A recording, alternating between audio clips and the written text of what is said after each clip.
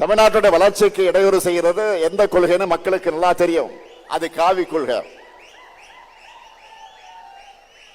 2000 ஆண்டுகளா அந்த கொள்கைக்கு எதிராக திராவிடம் இந்த இயக்கம் போராடிக்கிட்டு இருக்கு. இன்னைக்கு அந்த கொள்கையோட அரசியல் முகம் யாரு? பாஜக.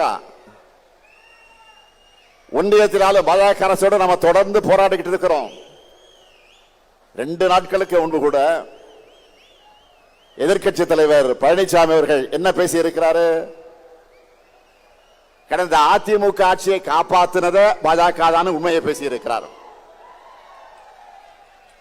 அந்த கைப்பாவை அரசை தமிழ்நாட்டு மக்கள் தூக்கி எறிய திமுக தான் காரணம்னு நம்ம மேல பாஜக வன்மத்தை கொட்டிட்டு இருக்கிறாங்க.